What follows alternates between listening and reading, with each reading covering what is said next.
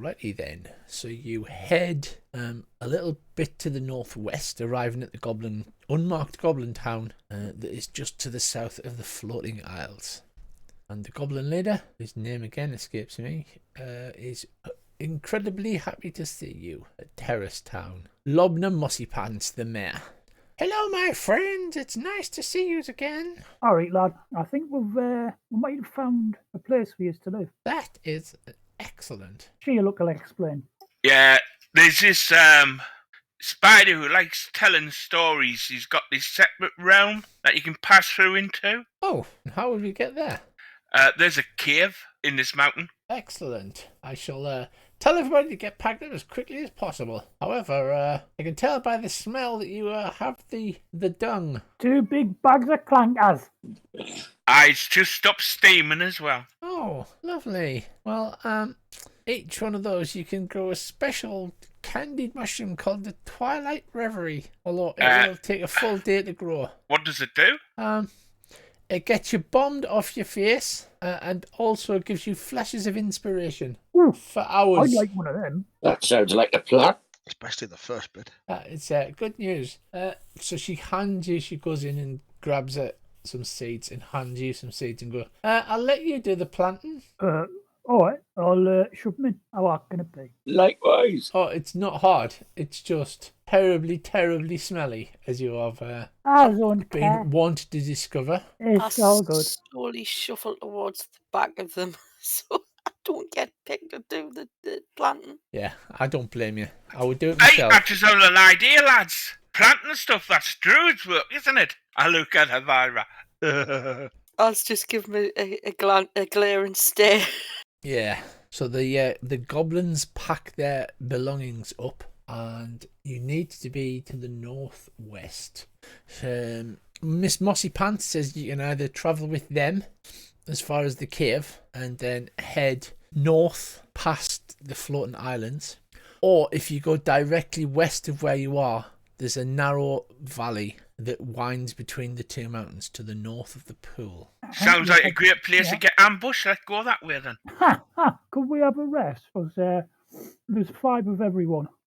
Yeah, okay. You can have a rest while the town packs up if you want to do that. Yeah, because I need to have a rest or I'm going to just keep being drunk. Yeah, because you're incredibly hammered.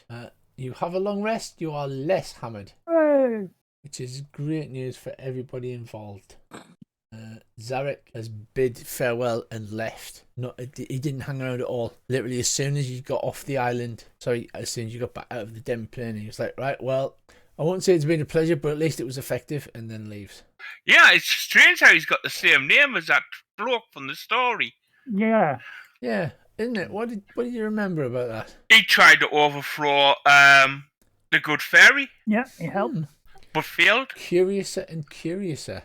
You will also notice that you've been issued a fresh point of inspiration. Oh, thank you. So, Do they stack? they do, but because only 2 of you have managed to retrieve your missing soul pieces, you can only have a maximum of 1. Ah, right. Okay. So, you have a nice long rest. The goblins pack up. Which way are you planning on heading? North between the 2 into the valley. It's west into the valley, or north underneath the floating islands, and then that'll take you between, and then you'll have to turn west when you get past the big mountain. Oh, we'll go west. Go west. Yeah. How far can we move then? You can do 24 miles in an adventuring day. Okay. Moving at normal speed. Isn't that east? That is east. Oh, hang on. You need to go the other east, Andy. The other. Yeah, I was just thinking that, the other east. So you have had 3 days. It's now the 3rd of Myrtle. This is important because on the 8th of Myrtle, your debt will become due. So you head to the west through the narrow forested path. You can't see that pool on the other side of the mountain, sadly. And you eventually come out of the path, and what I need to do is check something for you. Right, so as you approach the edge of the pass, mountains looming high on either side. You hear the rustle of some bushes, and I think all of you have got really good perception, except Nutmeg, surprisingly enough. So all except Nutmeg and Sherlock. Several of the bushes move towards you, and then a female figure with hair of leaves, whose skin appears to be made of supple bark, and her claws is made of apparently the small twigs that make up a tree, step out of the forest. She points a finger towards the shrubs and says, "Show these villains the true meaning of revenge." Oi! What do you mean revenge? We haven't done out. I'll look around and go, what's occurring? Oh, what's occurring? I'll look at this half-naked woman and go, hello. Half-naked tree woman. Yeah. Homina. All naughty. I say, Miss Dryad, I think you've got the wrong people. We haven't caused any harm to you. You are mercenaries employed by that filthy granny Nightshade. Nope. She's chopped down our trees and she's making them into toys. Not us. We're not employed by her. In fact, we are against her, honestly. I'll step forward and I'll say, really? You'll have to tell me more about this. It's not something that I would go along with at all. I'm very fond of forests. I can take them or leave them. I'm going to give Sherlock to make a persuasion check. Is there anyone backing his argument up? Wait a minute, I'll put guidance on him. I'll say what he says. Right, so as you step forward, Sherlock, holding your hands in supplication. Apparently this may have a problem, so we'll find out. You haven't put guidance on him, have you? I can't see he's talking to put him because we're in a group, in a party. Or can I do it from... You can do it through the combat track here. All right, okay. Wait a minute. Anything you can drag from the character sheet, we're talking, you can drag it through the combat track or target. So has anybody given us a helping hand verbally here? I'll give you a hint. So, fair lady, we are in the company of a druidess. Surely we wouldn't harm any plants. So do I get advantage then or what? You do get advantage. Did you get the requested roll there, Dave? Yeah. Aha, so that is still working, so that's good. A 28. Yeah, only 28. Only 28. So she seems to think for a moment and recognizing Elvana's... I'm guessing you'll have some kind of druidic focus or holy symbol, Elvana, maybe. Yeah, I do. I have it. She recognizes that, and with Sherlock's winning words, she holds her hand up. Stop! As the shrubs, although they're not speaking and they're only sort of moving to go towards you en route, they seem to be shaking angrily. I'm not sure how a shrub can shake angrily, but that's the impression you're getting. And so she says, hold, and they stop moving. Well, so you're not here to chop down trees. I can see that from this good lady's holy symbol. You've got a shrubbery. She's chopped down my tree, and without it, I'm doomed to sink into despair. And if at the end of it, go mad and perhaps run amok. Fear not, my colleagues and I will do everything in our power to rectify this situation. If you've been wronged in any way, to restore the balance of nature. Well, if you are prepared to seek the release of Zybilna and bring the end of Granny Nightshade, I'll give you a gift. And she reaches into her a bark dress and holds a hand out, and inside she opens her hand, and inside are 3 sycamore seeds, and she says, if somebody was to consume one of these seeds, it would be able to move through the forest with the ease and the silence that I can do it. That is very kind of yourself. Yes, we do seek to restore Zybilna's rule to this region. We ourselves have been trapped over in this realm, and we seek to do just that and be able to return home. Well, that is good. If you truly intend to bring down Granny Nightshade, the only person who I know who may help you further is the guardian of the Wayward pool to the south on the other side of the mountains, but it's protected by a strong enchantment, and I do not know how to break it. Do you know the nature of the strong enchantment? If I know a little bit about its effects, then I might be able to discern. Once you reach the shore of Wayward pool, no matter how long you walk towards the pool, you will never get any closer. I see. And we're looking for Will of the Wild Fear. That thing, he is generally to the north of here, on the other side of the river. He hangs around with an acquaintance of mine, Little Oak.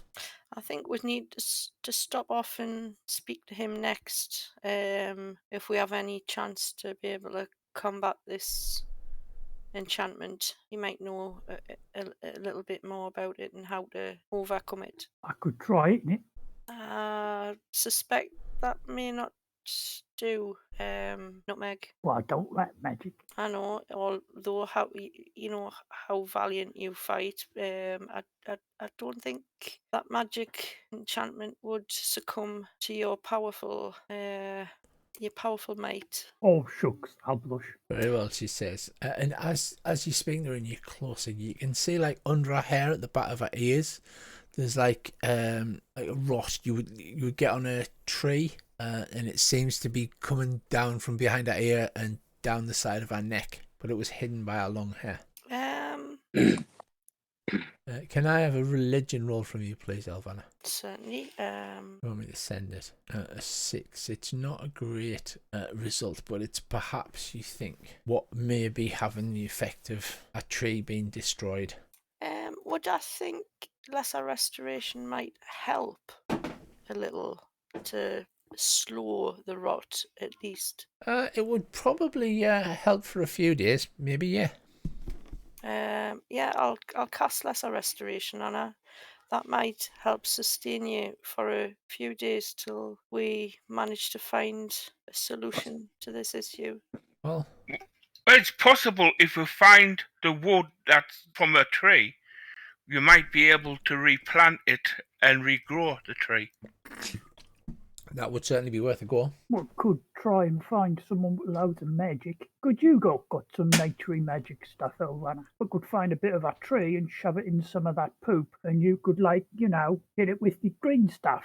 I'll sort of smile at Nutmeg's comments there.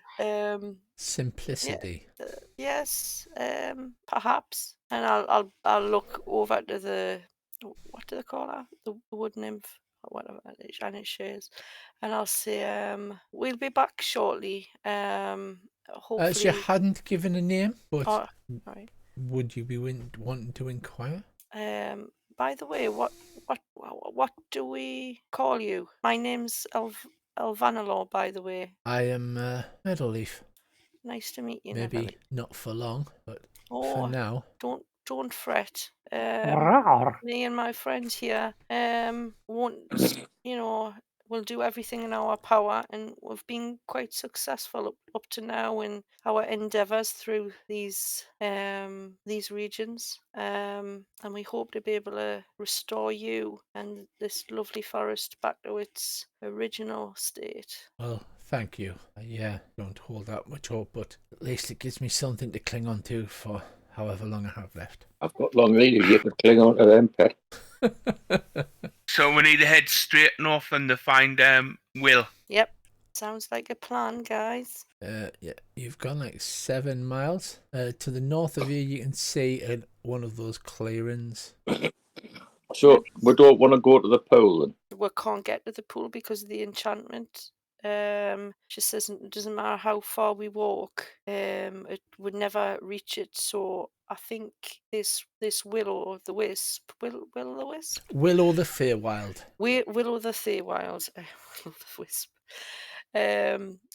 might have an idea of how to surpass that magic so that we can reach the pool. That clearing looks quite a good place to maybe set up camp. Do you think? If What? it's getting late in the day. Oh, it's not. You've only travelled about 7 or 8 miles. How so far can we travel? You can travel 24 miles in a day at normal pace. All right, that's fine. Well, let's press on, guys. Right, so you head north to the clearing, and as you approach, you see 3 sycamore seeds out of the party sheet, by the way. Yeah, otherwise you will leave them behind. There are 3 sycamore seeds. Consuming one will cast pass without trace upon you. I'll keep them to hand, possibly be beneficial to the other party members, as I can take a sneaky form. So as you approach this fairy ring, you hear the fairies cursing and swearing and taking the mick out of each other, indicating it's probably one of the corrupted ones. Maybe we should just go around it. Could be a good idea. Well, there's enough space to go around the edge of the clearing. Yeah, sounds like a plan. So you've done 10 miles today. Which way do you wish to head now? Across the river? Was not where they said Will the Feywild was, across the river? Right, so you cross the Burbling River and you head along the banks to the northwest. And whoever it is that's climbing up the trees and having a look, actually it could be Dobbsy now because he can just walk up the side of them, can't he? Handy. So Dobbsy, you walk up the side of a tree, you look, and in the distance to the northeast on this side of the river, you see a gigantic oak tree poking out of the top of the forest. Don't know if you can see it on the map yet. Just. That might be Little Oak. Yeah, pun on words. Good point, yeah. Yeah, it's it that way. They used to call me Tiny. Same thing, innit? I will let the party know. Yeah, so you're treated to this centaur standing on a tree. So he's coming out horizontally and then sort of doing the looking around over the forest with his palm over his eyes. His best Captain Cook impression. Yeah, his best Captain Cook, which is not a sight I'd ever thought I'd imagine seeing. There's a big giant tree over there, he says. There also seems to be, directly to the west of you, Bracy, you can just see the outskirts of what looks to be maybe some signs of civilization, maybe some kind of village or town, perhaps. Yeah, okay. Again, I'll let all the party know what I want. Yeah, directly west of you where you are now. So, Britwick, the trailblazer, which way are thou heading? Around the river or another direction? Which way, lads? Yeah, Straight north. yeah, let's go to the side of that river. Don't want to go across rivers full of water. Filthy stuff. Never use it. So you It's looking approach promising. this tree. You've travelled 16 hours today, and it's about a mile away. And as you can see on the map, it's quite large, and it seems to have a tree house in the top of it. I suspect that's where we might ultimately be going. Indeed, like I said, you're about a mile away. Oh, right, I want to go another mile then. You do. Oh yeah. Right, so you go through the trees, and as you get closer, up ahead, a small group of children frolic around a leafy oak tree, their gleeful yelps carrying through the forest. Painted swings dangle from the tree's branches, and nestled in its crown is a ramshackle tree house. The Trent spots you as you come in, says, "Children, beware!" And the children look around and then scamper up the tree ladders, grabbing hold of ropes and climbing them at incredible speed. They climb up to the top of the treehouse and pull the ladders and the ropes up, and then peer over the top at you. If there's a bloke in that treehouse that looks like Fagin, I'm not playing. I'll approach the tree and say, "No need for alarm. We're not here to cause any harm to anyone. We're here to see Mr. Feywild, if possible, if that is at all possible." You can see, looking over the banister of the treehouse, there are three small figures. One appears to be a small young male dwarf. As his first whiskers are coming in, he's got patches of beard scattered randomly, like bum fluff hair scattered randomly around his chin. The second one is a young, skinny, ginger-haired girl. And the third appears to be a female orc child who looks down at you. And the ginger-haired girl says, "Oh, you want to speak to Mr. Feywild? Well, I'm sure he'd love to speak to you." And then you can almost hear the soundtrack as leaping out of the treehouse and landing on top of the railing, balancing on his tiptoes. He strikes a pose by putting both hands upon his hips and he looks up into the sky at a 45-degree angle. "I am Will of the Feywild. Mr. Feywild to you." At this, the three other children begin to giggle. "And no, none of your granny nightshades, horrible mercenaries will ever take us alive. Isn't that right?" Oh, not this again. I think you've been misinformed. Me and my friends aren't here on behalf of Granny Feywild. We merely seek to restore Sylvina. Zybilna back to the ruler of these lands and restore everything to its rightful way. We here really would like to seek some help for the forests that's dying to the south. Like we looking come down here- at you, he's wearing his green, and you've got a picture of him. He's got like that mop of ginger hair. You grown-ups really talk a lot, and then you hear meow like that, and coming jumping up onto the banister next to him, you see a small black kitten. Pussycat! I put Snuggles on his leg. Oh, it's The kitten's got It 6 is. legs. It rubs its head against Willow the Fairwild. what's the name of that I'm looking. I forget what they call him. The bloke who runs that Lost Property. Yeah. We've got a ball, haven't we? For him. Will looks to be about 11 years old, and That's Star, innit? Hello, Star. I'll find his ball. it seems to I've got his ball. Hang on, or I just find it. Sure, I've got his ball. Hello, Star. Your dad sent us to look for you. Yeah, I'll take the ball out of me pouch and sort of twirl it round in my hands a bit. The mirrored ball. the ball gleams in the light. Immediately, the kitten perks his ears up and looks directly. No, it says rather insistently. Will looks confused and looks down at it. Cat, he says. Cat? Oh, what kind of magic are you grown-ups casting on my cat? I'm not casting any magic on your cat, and it's not your cat. It is my cat. It's not your cat. Come on, Star. Come on, we'll take you home. Your dad's It looking says for you. meow, but because it's at the top of this giant trent, it doesn't look like you jump down. What do you mean you'll take him home? Back to His his dad. dad. Like a real dad? A dad who Yeah. like looks after kids? He was stolen from his dad by an evil fairy. Well, I know all I'll about get the that. kiddo.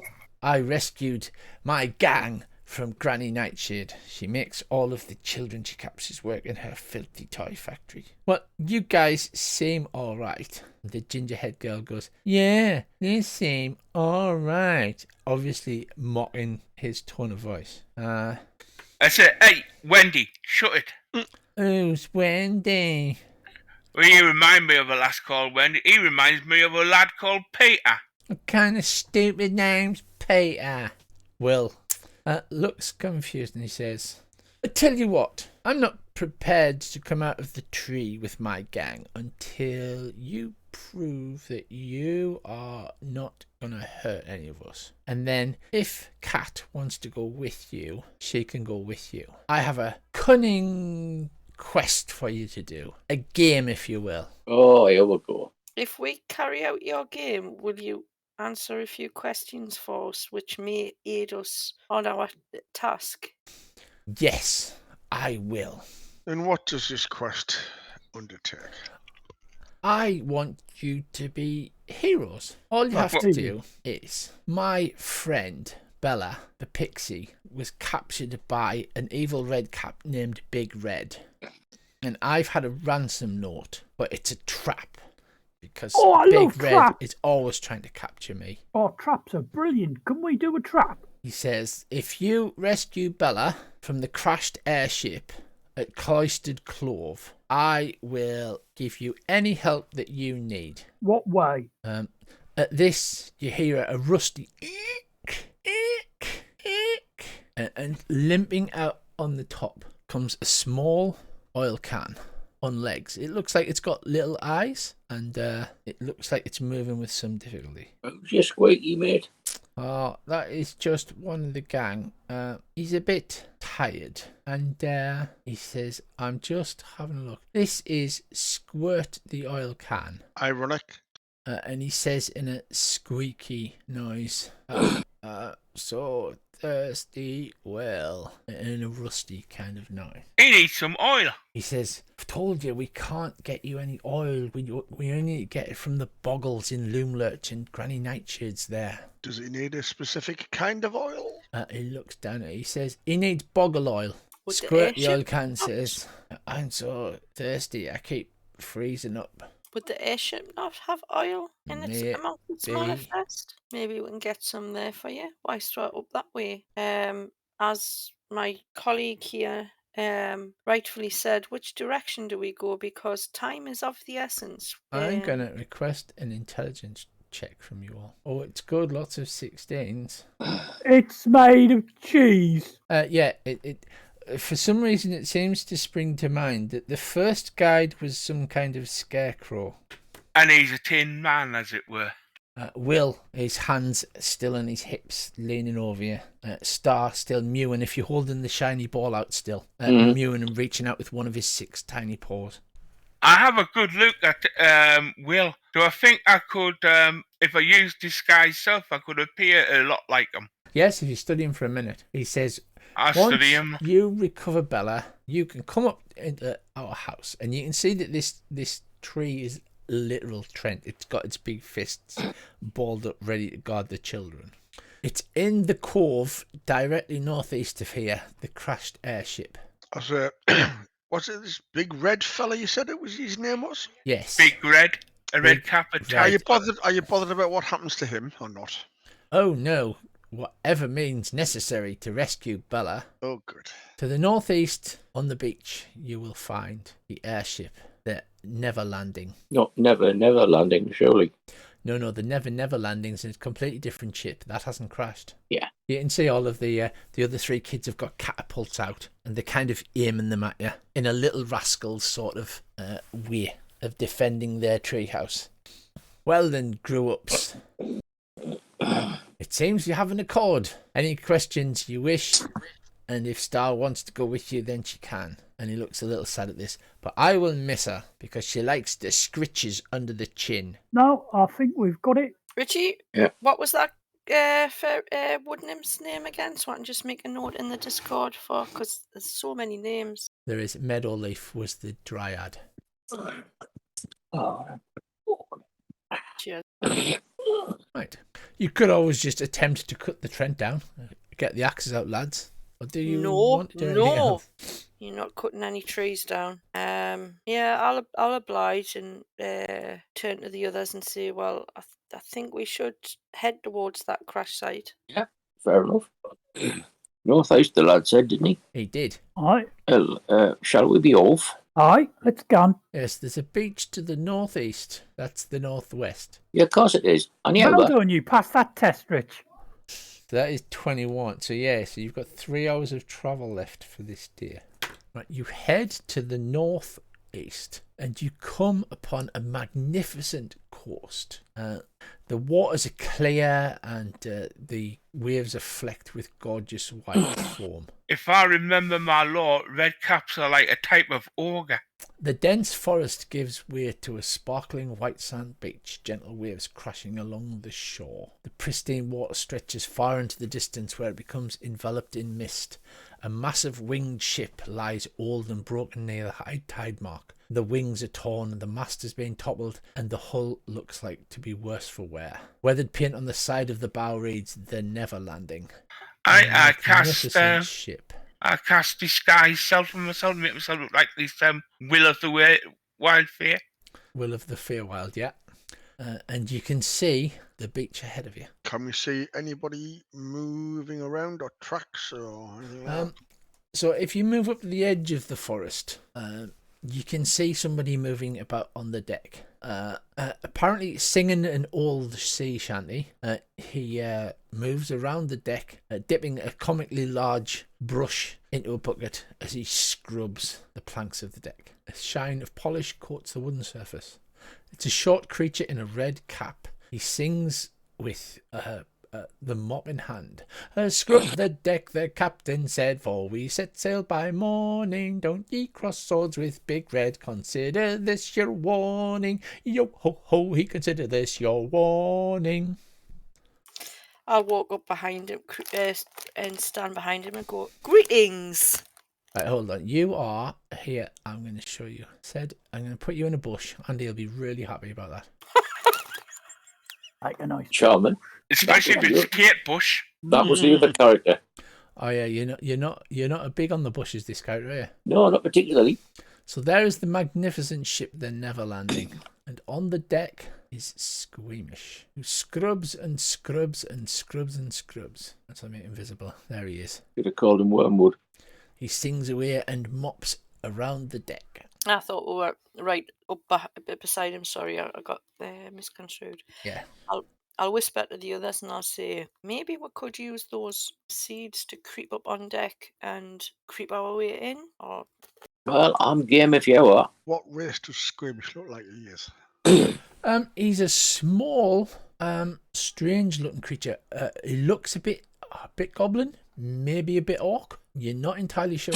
It's certainly not your standard goblinoid type fella. And the singing is definitely not one of their type of songs, as he moves around the deck, singing and mopping. You want me to go and knock him? Right, so Tracy, you only have 3 seeds.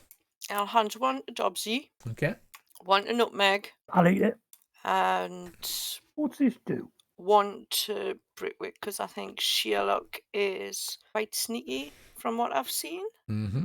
And I'll say to one of them, if you can get me on board ship, I can change me form enough so he can carry us on board, and I can, get under any doors and such like to see what's beyond. But this will suffice. This will get us on board ship quietly. Right, so are you 3 sneaking forward? I will sneak. I suppose we like are, the yes. Dark ninja in the night. And I will sneak as well. Right, hold on. So first of all, we have Dobsy, Britwick, and Elvanna who have pass without trace on. You get a plus 10 to that. I've got it as well.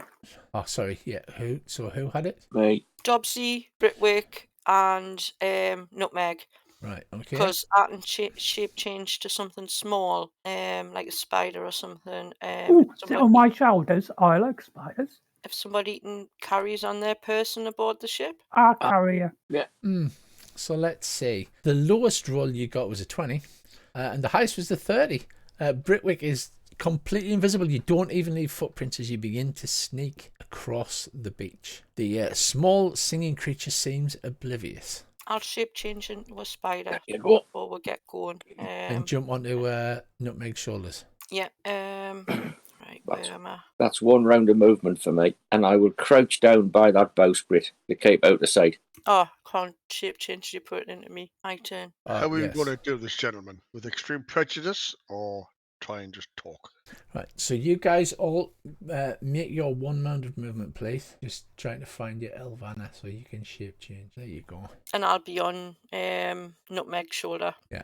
Oh, Nutmeg, look. Oh, look at this Nutmeg. Oh. Ooh. Right, so you are all deadly silent, except Sherlock, who, walking across the breach, stands on a large, fragile shell, which cracks and cuts his foot, and he lets out a little yelp, at which the small goblin creature looks up from his mopping and makes a run for the front of the ship. Oh, does he really? I'd dash to try and get underneath the ship so he can't see us if he looks down. So that is... Is he going for that sort of baluster type thing? It does look like it. So, first up, we have Sherlock Burrows. You are the one who has cut your foot on a shell and let out a little yelp, Sherlock. And sadly, because you're not invisible, you just bonus to stealth. As he looked at you, you're all sort of frozen in that, like, comedy ups we've been spotted pose. You're up first, Sherlock. Hopefully, though, he's looking down at the beach and not at me. Oh yeah, he's not seeing you at all, Britwick. He's looking at Sherlock. But unfortunately, that also means he's seeing Nutmeg, but not Dobsy, because Dobsy's just out of sight. I shall move to there. Right, Sherlock runs to the side of the ship. How can I climb up? Use my last 5 feet to climb up? No, it would be 10 feet of movement to move up. Okie dokie. Okay, the spider, Tracy, are you just hanging on the side of Nutmeg? Yep. Nutmeg, I need to get on board the ship. You're next. My man. I will go to the edge of the ship, fly up onto the thing, and move to that. Right, so you do that. Dobsy, it's your turn next. If I've got these slippers on, will I be able to move to there and use the last 10 feet to basically just walk up the side of the ship? Yeah, you have climb speed equal to your movement speed. So you All basically move 40 feet, no matter whether you're climbing or not. I'll move to just below the ledge. So if he's going to run up and have a look over, I'll be able to grab him and like pull him over. So Britwick, it's your turn first as well. Pooh was screaming. She got a terrible initiative roll. Right. I'm just going to move a little bit forward and hide behind the mast, ready to step out and clock him one. Right, not a problem. Snoodle the crocodile. Sit, stay. So Snoodle. he has begun to run. Squeamish has run forward, straight towards the front of the ship. But as he sees you all swarming over the deck, he sort of does this comedy skid thing where his feet move. He's got little shoes with little curled up bits on the end, and he tries to backpedal and his feet slip on the soapy deck. And he holds his hands out in front of him and says, "Hi, this is Big Red's ship. You're not supposed to be here." I look at him in my Will of the Feywild appearance. I'm here for Bella. He says, he looks at you and says, "Oh, you need to talk to the captain. I really..." And as he's saying this, he begins to back up one step at a time. Grab him, lads. Yeah, Squeamish doesn't want to fight. You need to speak to the captain. As he backs up. I'll try and scout round behind him. Right, okay. Well, you could easily make it by running straight ahead. I don't think you could do it by sneaking because he's looking that way, holding his hands out. But you could run straight ahead, hop over the rail, and easily reach him. Right, well, I'll do that then. Where is he? I'll have to do this. I'll have to do this part of the way so I can see him. He goes, "Oh, eek!" As you come bounding down the stairs. Can you do me first bit of the movement, please, Rich? Because I'm blocked. Ah, there he is. It's got three. It has three separate sections. Who did this map? Can you all see properly now? Yep. So you run up to him. Are you doing anything? Oh, I'm just going to lay a friendly hand on his shoulder and go, "Where do you think you're going?" He makes a comical gesture of fear and says, "You need to speak to the captain. Captain, you need to speak to the captain. Captain." He seems to be trying to shout, but his voice is breaking, and he doesn't seem to want to antagonize you. I'm best not antagonized. Here, son, have a carrot.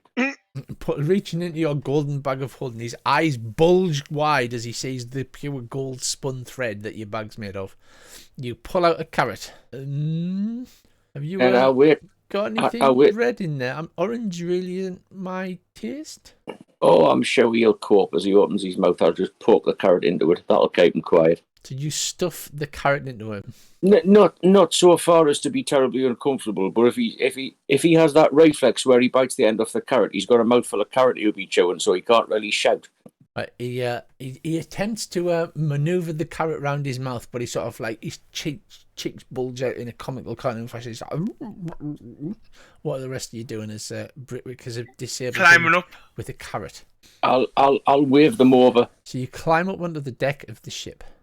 I'm going to climb down off Nutmeg's shoulder and make my way to the cabin. Okay, there's the cabin at the front and the cabin at the back. This is the cabin at the front. This is the cabin at the back. Listen, can I hear any other noises coming from the ship? Like people talking or moving about? You can't at the moment. I'll go into the cabin at the back there. Have a look around the back there. Right, you head to the cabin at the back. What's your movement speed as a spider? 20 feet. It's going to take you a couple of rounds to crawl down there as you head across the deck of the ship. Squeamish goes, "Yeah, spider, getting on my nice clean deck."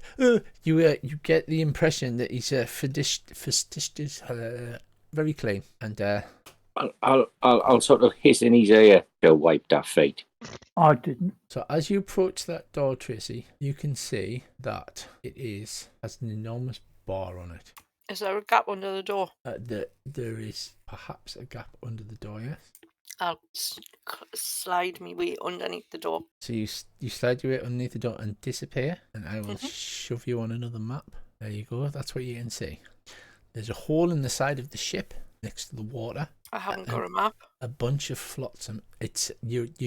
You're on the same map. It's to the right and down. So if you zoom out, you should be able to see yourself. Oh, right. Okay, I'm with you. Right, sorry. There's a bunch of flotsam and decayed stuff. It looks like this room hasn't been used for a very long time. Sheila, you've climbed onto the deck, and Dobbsy climbed on the deck. Not just a second. Where I am standing on the side, is there any portals or holes which I could sneak a peek into the front part of the ship? There are not. Going to map and description, there are not. Is there a hole on this side of the ship or on the other side? You can't see the hole. So it must be on the other side then. Yeah. I'm going to have a wander around the outside of the ship Mm-hmm. and not let my presence be known right now. Very well.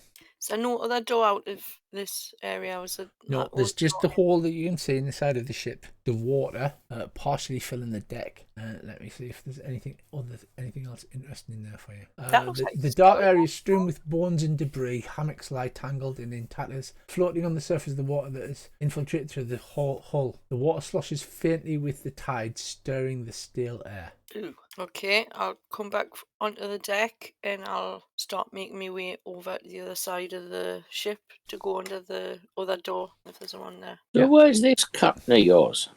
He points to the door at the front of the ship. In his quarters. Big fella, is he?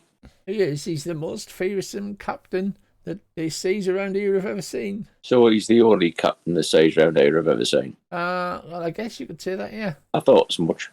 So if you're just waiting, Tracy the spider will creep across the room and head under the door. Yeah, I'm going to wait patiently. I was just going to say that this squeamish bloke, has he got a red hat on? Yes. Right, I'll point at his hat and point taller and then to the door at the front of the ship in the hope that they'll work out what I mean.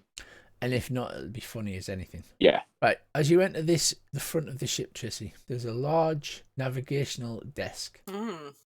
Front and centre within the captain's quarters. The space is unkempt as if occupied by someone who has no time for cleaning. The workspace messy with maps and scrolls. The bed on the wall unmade. The barrels sticking through the room untidily stacked. The most striking feature of the room, however, are the sheets of parchment nailed all along the walls, covered every available surface. Each prominently reads, "Wanted, Will of the Feywild." Seated at the desk is another one of these large goblin creatures. However, this one seems much taller and more impressive than the poor wretch you've met outside. He has a pencil-thin moustache. One hand bears a large hook, and his red hat is adorned with the swan, a giant swan feather. He's muttering to himself as he pores over maps and sheets and stabs them with his hook. I wonder how he feels about crocodiles. I'm going to creep round behind him. Okay, so you go on to attempt to creep round behind him. Which way do you want to go? That way around. So you attempt to creep round behind him. I'm going to do an opposed stealth roll, and you are going to get advantage because you're a tiny spider. I have to roll it for you, apparently. Yeah, because I can't. Because you're an NPC, aren't you? So you have a 20 on your stealth roll. Oh, nice.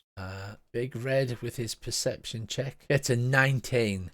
So he doesn't swat you as you go past. He's muttering and slamming those books. And you do get behind him. Right, so I'm right behind him. Mm-hmm. Can't see he's over his shoulder. I'm going to change back my normal form. Okay. I'll take that's classed as an action, isn't it? I think it's a bonus action. I could be wrong. There we go. And reach down quietly and unsheath me scimitar. Scimitar. And put it to his neck. He jumps with a start and he shouts, "Mugen! Mugen, you filthy sneak. Big Red will have your hide for this. I don't know how you managed to sneak in behind me." So he hasn't looked round behind? No, you've got your scimitar to his across his throat and his jugular, I would imagine. Hold your hands high. Wait a minute, you're not Mugen. And then you can positively hear the smarm in his voice, as if somebody had took the top of his head off and poured a jar of honey in. "Oh, you're a lady. Well, it is my pleasure to meet you, milady. I am Captain Big Red. Please, put down the sword. We can talk about this." Hold your hands up high. He gestures with one hand and then with the hook and goes, "What? And this one, perhaps?" That one, slam into the desk so that your hook is impaled in it. Now that you're having a look, it's not like a Captain Hook that you're expecting. It looks actually kind of like a Batman grappling hook. Oh my All right, God. okay. I'll say, "Lady, I have no intention of engaging you in fisticuffs. Please, come, have some wine. We can talk about this." Guys, you're free to come in. I'll open the door and go down the stairs. You open Yeah. the door and go down the stairs, and you see inside the captain's cabin. I'll shove that shifty little bugger along with us as well. I'm not leaving him to his own devices. So you shove him with, poking him in the back with a weapon of some description, perhaps. These other Yeah, characters. or if needs be, I'll grab him by the collar of his shirt and lift him so he's just on his tippy toes, and then I'll walk him really fast. So you all appear in the captain's cabin apart from Dobbsy. Well, well, well, he says. Look at you lot. Squeamish. And at this you see his funny like facade fade as he looks like daggers at Squeamish. Were we slacking on duty, Squeamish? Have we been dipping the hat in the rum again, perhaps? And Squeamish visibly shrinks, and he says, "No, Captain, no, Captain," as if it looks as if he's expecting to be struck down at any second. I'll say no shot moves by anyone, and if you comply, nobody will get hurt. Answer the questions from my colleagues here. Asking where's my Bella? Trying to make the same voice as Faye Will makes. Oh yes, sorry, you're changed. As you walk in last, because obviously I forgot you were changed. He gives you an absolutely filthy hatred look, and he just says, "Mugen, you filthy animal." Hello, Big Zed. Long time no see. Where's my Bella then? She's in the crew quarters, hidden in a barrel. Should I go and get her? I'll head to the crew quarters. Right, the crew quarters are across the deck and contain has a large bar across the door. I'll take the bar off and I'll open the door. Right, you open the door and you go into the room that Tracy had been in earlier. "You filthy beast," he says. "Show yourself, Mugen. Stop hiding here in front of all of your new friends. Show your true form." Now why would I do that? Right, Earl, before you see the cabin I described earlier, partially submerged. The barrels are floating in the water at the back, you can see there. I'll say, "Hello, is there a fairy in one of these barrels?" There is no response from the floating barrels. I'll go and open one. So you step into the water and you hear "Ugh," as the water thrashes around you, and the giant crocodile appears, leaping to attack. All right, mate. Where's my crocodile encounter?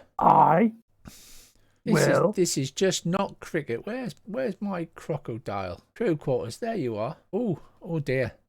Just bear with. As you step into the water to shake one of the barrels, this crocodile appears next to you, Earl, and tries to take a giant bite at you. Can we roll some initiative, please? We can. We're going to select all PCs. Select all NPCs. Request initiative roll. That's Can't see it to target it. some size croc, that Earl. I can't see it to target it. You can't see that croc. Nope. Right, so as the crocodile leaps out, it makes a stealth check against your perception of 11 and rolls a 8. So you are not surprised as this thing lurches out of the water at you. Hello, Mr. Crocodile. It makes that noise and it tries to bite you. Dear God, it's big, isn't it? It is. Misses. You dodge out of the way as it goes, and the gigantic jaws snap down. Excellent. Rich, I would like to rage.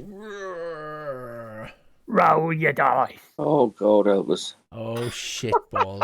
Oh shit, what was that? Are we ready for our D208? Mm-hmm. Your head is enlarged by 2 sizes. Yeah. All hits into your melee combat deal full damage. No. So you're a tiny pixie with a ginormous head that you flop forward. Rich, you know what I'm going to do, don't you? Be eaten by a crocodile, I think. Nope. And that's why on my attack, I will headbutt.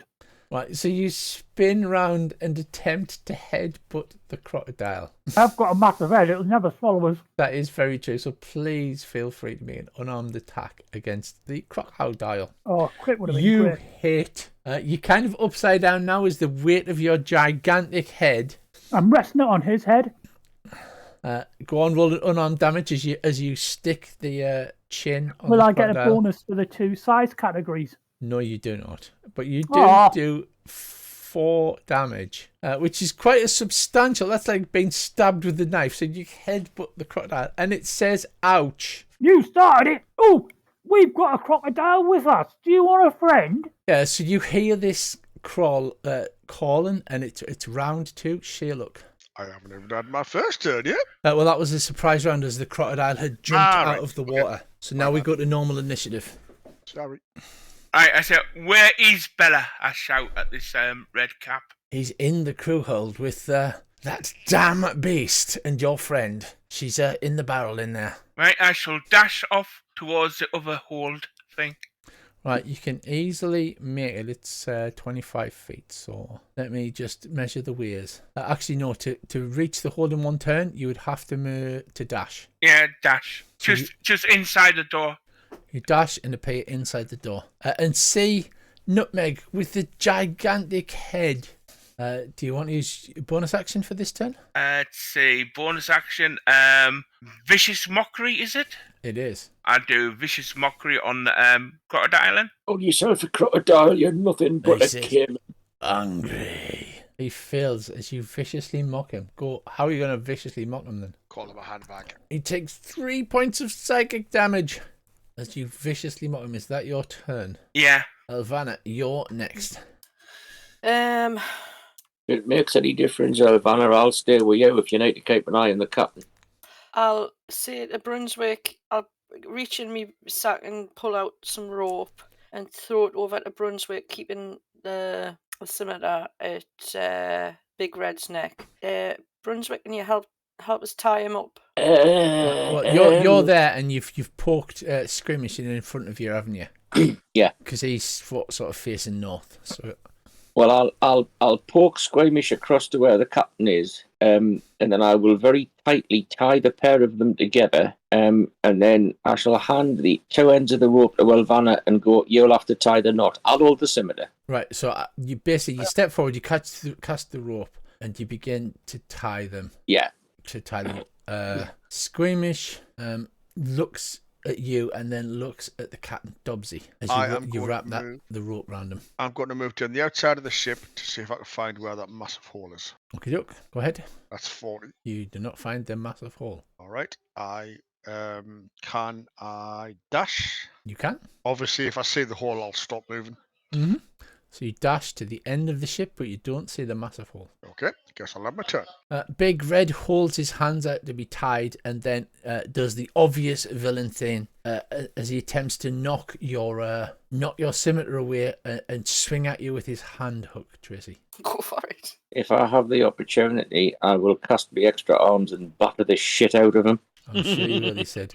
I really didn't want to come to blows, my lady. We could have easily sorted this out. So he knocks it to one side. Oh, Tracy, that was a cure for an all-time classic. It's the only blows you're getting off me. And then he lashes you with his hand hook. Which is, do I not get to dodge it? No. Well, you're assumed to be dodging anyway. All right. Okay. That's part of your AC. So it strikes you for a little bit of damage, but the hook then comes free like Inspector Gadget and begins to wrap around you, and you are grappled, which all it means is you can't move unless you break free. Rich, if he's done that, surely he's turned away from me towards Elvana, hasn't he? He has, yes. But there isn't really facing in 5e, believe it or not. You can get flanking bonus, but you can't No, well, that's all I meant. I'll just belt him on the back of the head with me quarterstaff. Yeah. Nutmeg. Oh, hang on. I'll Nutmeg. headbutt him. No, I'm going to hit me bonker. So you pull the bunker out and strike the giant crocodile. Get off me. It's a crocodile. You hit him with the bonker, and he goes, "Ouch!" again as you bonk him on the snoot. You boop And for him my on the bonus snoot. action, I would like to headbutt him. And because he said "ouch," he's a giant awakened crocodile. Go ahead, roll your unarmed attack. You headbutt him with your gigantic noggin again, doing 4 points of damage. I'm going to crit him with a headbutt, you know that, right? I know. That is me. That is you. And now it is the giant awakened crocodile time. And he bites you, Earl. Skin cheese. And he misses because of the vicious mockery. He gets an automatic 1. Round 3, Shelook. I shall cast Bane on him. Go ahead, bane that bad boy. He fails, and he is indeed baned. Then I draw my rapier, ready to engage him on next round. Okay. Elvana, you are grappled, facing the captain, who smiles at you and takes a second to twiddle his pencil-thin moustache as he wraps you around, and he says, well, it's not exactly the right way I would like to have had an embrace of you, dear lady. Perhaps you can put the swords down. I'll try and get out of the grapple. Can I use my movement to get out of the grapple? It is a DC 13 check of some kind. Let me have a look. Hand hook. A DC 13. I would say dex check or strength check at your, whether you want to break free or wriggle free, because it just says DC 13. Now, do I do this or not? Because I get to do another shot at this. I could frighten the fucking life out of him. Britwick has turned into Manuel from Fonty Towers. I'll If you look at change his it to chat. direwolf Yep. and break me bonds via that way, and hopefully Yep. frighten the living daylights out of the bastards. Yeah, I would allow you to break your bonds because you're obviously changed size into a huge muscly wolf. What the? And as and then you do, I'll growl at him and bare me teeth. as you do that, you push him backwards over the desk, and he goes arse over tit, landing on the other side of the desk. But in the best Errol Flynn fencer will, manages to flip over onto his feet. However, you can make an attack because it's only a bonus action to transform. All right, okay. So you can have a bite attack on him as he goes flipping over the desk towards Britwick, if you like. Yeah, as he flips over, I'll bite him in the arse. Is that big red? I can't. Yeah, that's Big Red. Why can't I see him? It's because he's in a desk, that's why. Hang on. Ah, nope, you can't see him. That's all right, we'll sort it out in a minute. I've turned the desk off. You hit as you sink your teeth into his buttocks. He howls in pain. No! As you knock him back over the desk. Yes. And you are no longer grappled. Next up, we have Britwick. You have Right. popped your... Yep, I popped my arms.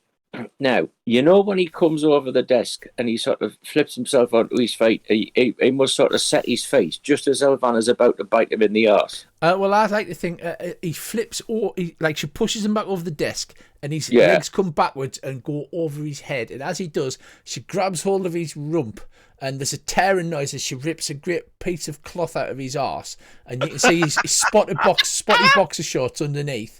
So he flips over backwards and then lands on his feet, facing Elvana. Awesome. So I've got my quarterstaff in my hand, so I just knock the end of it twice on the deck and then swing it up hard between his legs. Oh, that's gotta hurt. Oh, I'm rather hoping so. Oh, like his eyes cross. His eyes cross as he's going, oh, right in the bilges. And then, as with me bonus action, I don't quite understand this, because if you look at the actual wording, I'm supposed to be able to attack twice with his arms as a bonus action, but I'll just do the once because it's fine. No, you can attack. If it says you can attack twice, that's fine. Just swing the hands round and slap them over the ears. Now, I think if I remember rightly, I do this way. Yeah, you slap him. Slap his face one side so his head spins round. Yep, there we go. And the second one. And then you comically slap him the other way so his head spins round the other way. Yep, he was ready for you that time. Is that your turn? There we go. And I shall just stand me ground. Screamish says, the captain, the blood, as he sees the damage that has been inflicted on Big Red, and pulls his sickle out, and Big Red shouts, "Screamish, you fool! Attack the wolf!" You can see that he really doesn't want to do this, Elvana, and he kind of half-heartedly pokes at you with the sickle at disadvantage. Can I shout at Squamish, "Stand fast there, short ass"? And he looks sad, actually, as he managed to accidentally stab you. He does 6 points of damage. You let out a little yelp, and there's some blood, and he sort of goes, "There's blood," like that, and seems to have disabled himself by gagging. He's like, "I can't stand the sight of blood." Oh no, I can do a disarm. It's not. He tried to stab you. You bloody idiot, Dobbsy. You hear the sound of combat breaking out. I will continue around the outside of the ship. Nothing there yet? Yeah, you can just see the tip of a giant crocodile tail poking in through here. All right, I will. Hang on, I'm going to move you onto another map. You're here. Right, I will walk in through the hole. Right, you attempt to walk in you plunge into the hole, but there's an actual shagging giant crocodile right in front of you. It does have its back to you, but Can I get through the hole? yeah. The crocodile, it's big enough for a giant crocodile to have ripped its way through, so you can certainly Right. fit. I'll fit through. Then I'm just going to drop down on top of it and stab and shank the shit out of it. Okay. Yeah, you see this centaur Earl coming, walking sideways along the hull of the ship, Right. and then drops onto the back of the crocodile and begins to stab it mightily. Hello. Hello, mate. I've got a big head. Oh yeah, so you have. Yeah, he has a massive, gigantic head. Can anybody cast Remove Curse? It'll wear Right, off. yeah, I get sneak attack automatically, don't I? It is a hit. Ouch. Like you stab deeply into this giant crocodile and it lets out a roar of pain. And then I offhand it. Or not. Or not, perhaps. I think that's all I can do. Right, so that is your turn. Right, Big Red grabs for his rapier that's been dropped on the desk, snatching it up. He turns to stab you with it, Andy. And, That's not very nice. he fires. He stabs at you twice, and then it fires the hand hook across the desk at the direwolf. I didn't want to end like this, my large-eared friend. As he stabs with the rapier, hitting. Oof, quite a hit. The second stab, he holds it like a fencer. The second stab you're ready for, you dodge out of the way, and then he fires the hook once more at Elvanalor. His other hand, obviously. And it crits. Ouch. Ouchies. 7 damage, and you are grappled as the hook grapples round you, Elvana. And he moves slightly farther away. Really? Yes. He will move to the door. He then sees that the door across from him that the other party members are fighting at has the ball, the large bar across it removed, and Sherlock is standing in the thing, and he goes sheet white, and he's like, "Oh, what have you done? What have you done? You opened the bloody door!" And then he moves back. And he seems to be trying to hide himself from the view of the door. He'd rather face you in combat than go through the door. Nutmeg, it is your turn. Oh, really? I'll hit it with a bonker, and then I will headbutt it. Go ahead, you Oh, bonk. wrong button. You Yeah, miss. hit So I that need damage back. to unbonk them. Right, you head-butted with your gigantic head. It goes, "Arrgh." Right, noticing Dobbsy on its back, the best place for a tail attack. It hits you with a tail attack, Dobbsy. It knocks the breath out of you, and you have to make a strength saving throw. You are knocked prone as you fall off its back and splash into the water, and then it turns its attention to you, Nutmeg, and bites at you once more. Oh dear, it hits. So that is maximum damage. So you take 35 Ow! Ouch. 35 piercing damage. Halved, of course. So that is 15, 16, 17. I should be able to drop this on you, hopefully. You used to just be able to type the damage in, and it was way easier. Wasn't its tail sticking outside the ship? Yeah. It lashes about. It defies physics and lashes you with its tail. Fair enough. And then, like I said, it bites Nutmeg for 17 damage because he's raging. Although he hasn't got his rage effect on, maybe I should just do full damage. And that is the Crocodile's turn. You need your rage effect on, Earl. I've got it on. Have them go on. It is Snoodle's turn. End of round. Sherlock, back to you. Moving into attack the Crocodile. It was Sherlock in the crew quarters with the rapier. Are you there, Dave? You're not saying anything. Oh yeah, I hit the wrong button. I'll attack it with my rapier. So it was Sherlock. He misses. It bounces off its thick hide. Anything else? No, that's now all. Okay. Elvana. Can I break free from me? Have an attempt to break free from my bonds? You can, and it will be DC 13 strength. That is your action, mind. Yeah, but I still get movement, don't I? You do, yeah. At the moment, the only effect is you have a 0 speed. Will I if I manage to break bonds though? Will I be able to move? You think? Yeah, just double click your strength score, and it should roll you a strength. Can I do that as wolf? Cause Should be able to. Can you see your strength or not? Because it's on your character sheet. Oh yes. You've got your wolf character sheet, and you've got your strength. It's a strength saving throw. So the little S next to your strength. Yeah, you shrug your mighty powerful shoulders, and the grappling hook is cast aside, and it snakes across the deck back towards him. And I'll pounce over the table, and can I leap over him to position myself between him and the door, Yes, he'd like that. with facing him, of course. Oh yeah.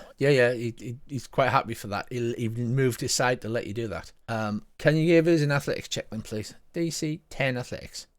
Athletics is a wolf. Where the hell am I looking? Actually, I should be able to send you it. Give me a sec. Yeah, I think I'll have to roll it though. that's fine. As you are pouncing through the air and spinning in midair. You turn and you spin and you land the other side of the door. Big Red is seeming to be backing up, attempting to get away from the door. Is that your turn? That is my turn. Britwick. Right. Well, I think what we'll do is I shall try and give him a dig with a quarterstaff again. Oh, nice one. In the same place. Yeah, he takes a serious beating in the spuds. That's the one. As his eyes water, his face goes red and he bends over. I think you need to make a constitution roll on that one, Rich. And then I am going to attack him with my astral arms and try and grapple him. Now, I'm not quite sure how to do that. You just go to the actions at the bottom of the character sheet. Right. And there should be a grapple. You've already got him targeted. There's a grapple button. Yeah, so do I just drop that on him? You can just click it because he's already targeted. You can drag and drop, or if he's targeted, just click. Right, you grapple him, but it's a part of his strange fear makeup. He's actually a lot stronger than he seems, and he shrugs off those arms. Well, I'll just use my second bonus action then with the arms and give him a dig. Or not. Yeah, he knocks them. He's gone sheet white and then gone bright red. His eyes are crossed and watering, and he's stumbling backwards, sort of bent over at the grollies. And his knackers is like a pair of pancakes. They are. What's those lumps in me neck? Is that your turn? Mm-hmm. Okay. Squeamish steps forward, still wretched. Blood. And as he does, he kicks you with his iron shod boots. Oh, hey, Elvana, And bite your sword out with you. Is bizarrely not an attack. It does damage. It is a saving throw. So he attempts to kick you with his iron shod boots. You succeed, so you are not knocked prone, and you don't take any damage. Jump in. But at least you're not bleeding everywhere, and that's Well, the there is important thing. Dubsy. Right, I want to get up using half my movement, even though I'm right beside the crocodile, walk up the wall, onto the ceiling, and then attack it hanging down from the ceiling. Yeah, the size of this, however, it still will be able to reach you. Yeah, that's absolutely fine, mate. I just, You just want to do it because it's cool. Oh, yeah. Right, blood rush to the head as you stab wildly at the crocodile. Oh! Why did it drop the 20? Did you roll the dagger that's the ranged version? Because that you're in melee, so that'll be a disadvantage. Yeah, you did, because the ammo's ticked. Ah, right. So do you see the little icon? There's a sword, and there's a guy throwing a javelin. Yeah. So you've rolled the hit using the guy with the javelin, because that you're at disadvantage in melee range. So you need to use the one that's a sword. Okay. All right. Sorry. So roll again. No, you still hang on. Tell you what, I think it's a matter you might still be prone because it doesn't automatically remove the. Ah, right. Okay. Does not automatically remove the effect. Yes, you are still prone. That's why. Right. So try again. Third time's the charm. Right. Wait before you attack. You've got that on twice. Yeah. Oh, sorry. So roll again. No. It's fine. You've hit. Roll your damage. Right. The crocodile cries out, "Stop! Stop! I don't want to eat you anyway. I was just hungry. I want that evil pirate bastard." You can have him. Stop eating my head. All right, he says. Stop All attacking right. my friend, or I'll turn you into a handbag. Right, he says. I yield. Ask him where this pixie is. Which barrel? There's no pixie in there. Well, he said it was. This big red said it was. He's putting a line through his teeth, which I'm about to knock out.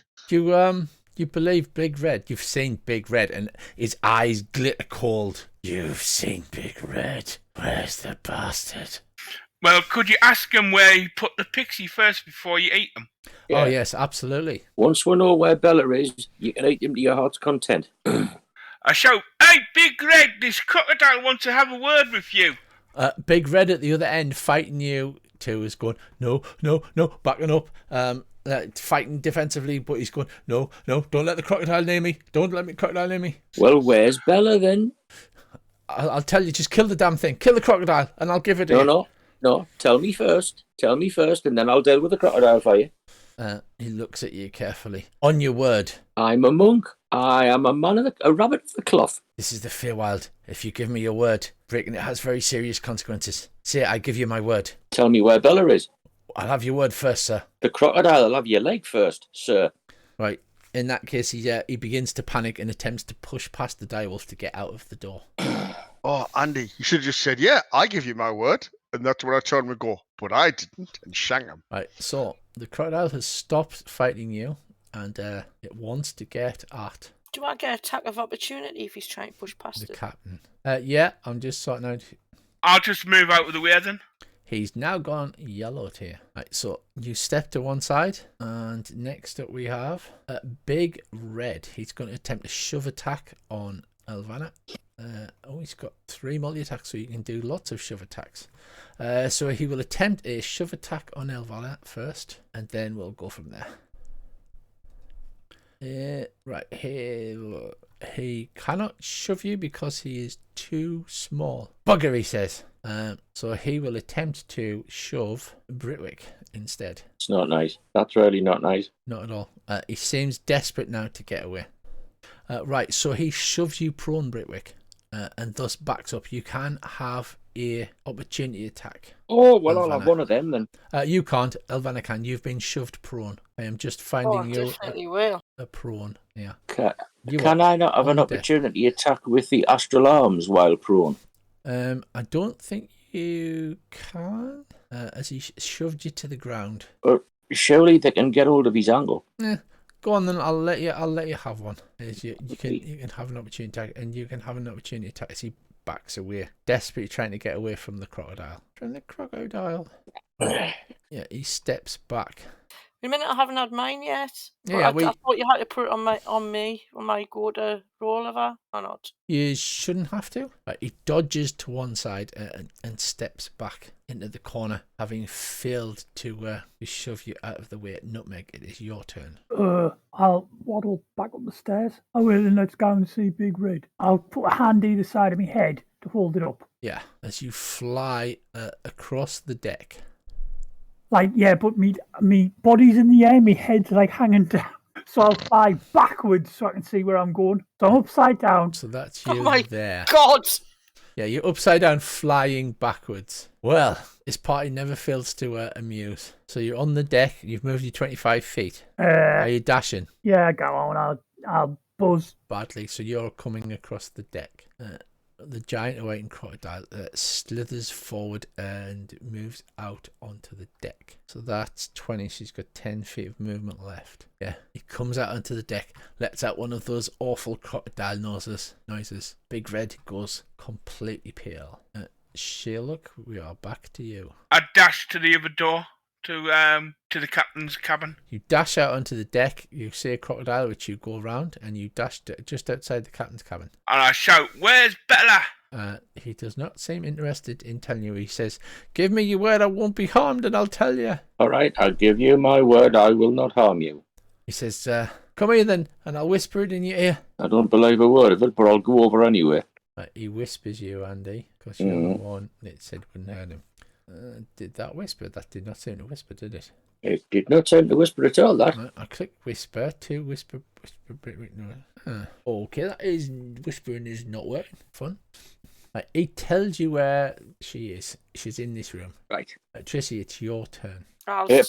Presumably he tells me where in this room. Yes. All right, that's okay then. I'll walk toward him with saliva dripping off my teeth and like me eyes piercing, and I'm like back him right up against the corner so you can feel my breath on his face and the saliva dripping down onto him. I put the fear of fucking God in the bastard. Yeah, he's shaken and terrified. Are you actually attacking him though? No, I'll keep him pinned to the back wall. Britwick. Right. Where is Bella then? Bella's in the desk drawer that's just in front of you with the... Right, I shall go and open the desk drawer then.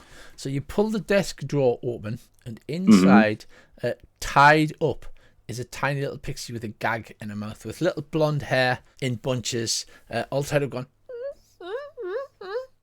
Right, I'll lift her gently out of the drawer and then shout towards the door of the captain's cabin, I've got Bella, you can let the crocodile in now, lads. And then I shall look at him and say, if you remember rightly, I said I wouldn't harm you.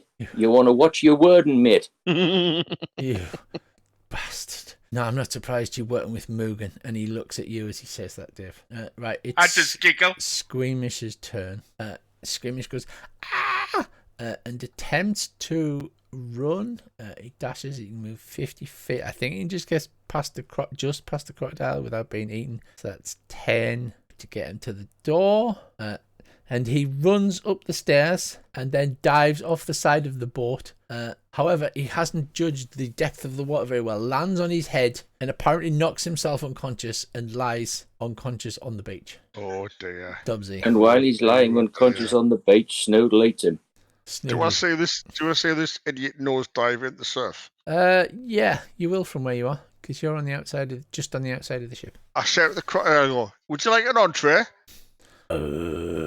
Makes that crocodile noise. I'll go pick him up and drag him back to the hull.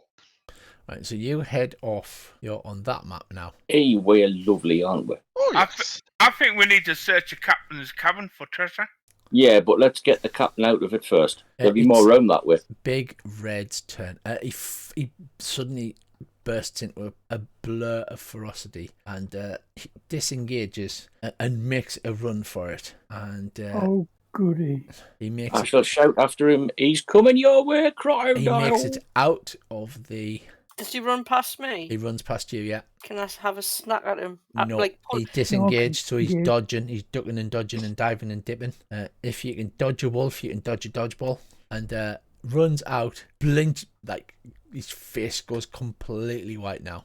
Starts drooling and gibbering and makes a run for it. I so want the crocodile again. Unfortunately, he only makes it to the side of the ship. It looks like he's about to jump off the ship. Nutmeg. I'll recklessly attack him. You recklessly attack him with your giant head. Go on then. It bounces didn't off work. his pirate boots. Did that Yeah. recklessly attack? It And did. I'll recklessly Advantage. headbutt him. Go on, you With my recklessly, giant head. recklessly headbutt. The giant headbutt hits. You hear, gotta get away, and Get the prick off. is that See your you, turn? Jimmy! That's me. Right, with a loud crocodile roar, the crocodile takes 2 quick paces forward, opens its jaws wide. There's a loud snap as the jaws descend upon Big Red. His 2 arms fly off in all directions as the rest, he screams as the rest of him is devoured by the crocodile. No! It's his last words as the crocodile devours Big Red. His hook falls to the deck. You see that it's not actually attached to his hand. He had one tiny little hand, Jeremy Beadle style, and he was holding this magical grappling hook weapon. Big Red disappears down the maw of the crocodile that licks its lips. That was a long time coming, it says. Entirely our pleasure. It looks at you. Hey, now steady on. No, I'm my revenge is complete. Dobbsy is running over to grab Squeamish, aren't you? Oh, hell yes. Right, Dobbsy, you run over and grab Squeamish. Right, then I'll walk back up the side of the ship and dump him on the deck right in front of the crocodile.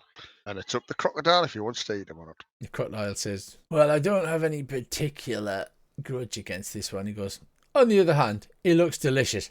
And with one bite, Squeamish is swallowed whole. Sadly, the poor fellow was unconscious, so he didn't even get to scream. And with that, the crocodile nods its giant head to you all, slithering over the side of the ship, and begins to swim off in the cool water towards the mist. Right, I'd better take the bond and the gag off Bella.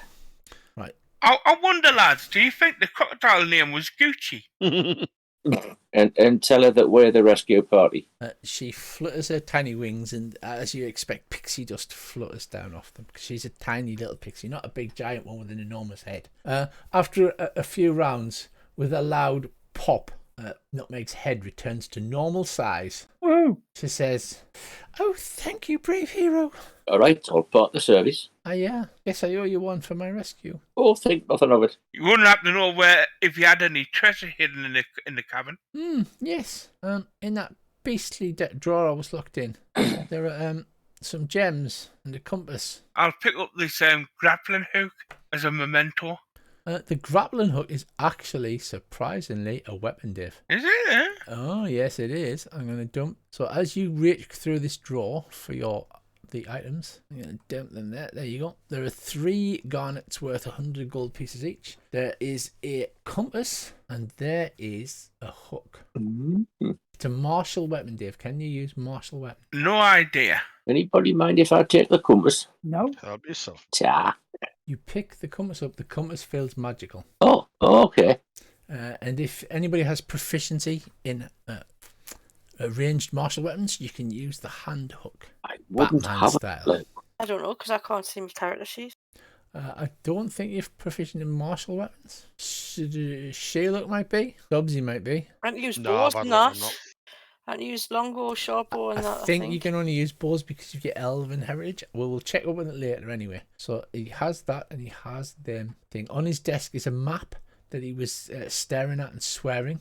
And I'll the swear at map the map. clearly marks the locations of Nib's cave. It also marks the location of Loomlurch, which is apparently the main city, which was that one that you saw to the west at the river bend. Ah. We need to go there.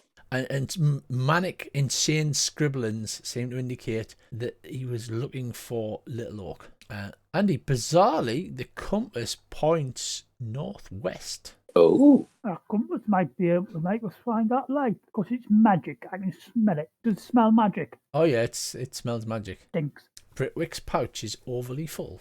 so I'm told. It's a gift. You can't put it in there. You'll have to dump it in your bag of holding. So that's you thoroughly searched the quarters. There is the hold in the centre of the ship where the grate is and the winch, and the crew quarters. Nah, I can't use martial weapons, so I suppose I'll just have to hold it on and sell it. Well, I can't use martial weapons anyway. I would think Nutmeg should be able to use martial weapons. Barbarian. Probably, I don't know. I'm not sure where I'd find that. In the player's handbook. If you can use the hand hook and be Batman. I shall check. So the only 2 places to Yeah, search. you can. The only 2 places to search are the crew quarters you're in, which it all looks rotted and broken, and the hold in the centre of the ship. Let's check the hold, but first I will equip my Nutterang. The Nutterang. You need to pop it back into the party inventory there, Dave. I didn't take it. Oh, it's still there. Cool. Right. So, lifting the hatch on the central storage. It contains all manner of survival equipment, including 4 backpacks, 4 bedrolls, blankets, a 10-foot chain, a climber's kit, a crowbar, 2 healer's kits, a hooded lantern, 6 pittons, 50 feet of silk rope, 2 two-person tents, a spyglass, and 2 water skins. Oh. If you want to take it all, Andy, you can literally load it all in the bag of holding. Yeah, have I got a thing on my character sheet for the bag of holding? Yeah, so basically what you do is you go to your inventory, Yes. and you know where it says in the right-hand column? Oh, right, you just type bag of holding. Yeah. You should only have to type that bag space of or bag space or. And then Yeah. once it goes in the bag of holding, it doesn't count. However, be careful of overloading it because if you overload a bag of holding, bad things happen. Let me just turn up the vibrato. Terrible things will happen. Oh, sorry. So do you want me to dump all of this stuff into the party sheet and then you guys can stuff whatever you like in the bag of holding? You might as well. It'll be funny, won't it? It will be hilarious. Well, I think. Wait a minute. The whole lot of that only comes to £144. Right, I'm going to pause it there. So as you head back to Little Oak, it is just about the end of the day. You yawn. Bella comes with you, and as she approaches Little Oak, Will is waiting for her.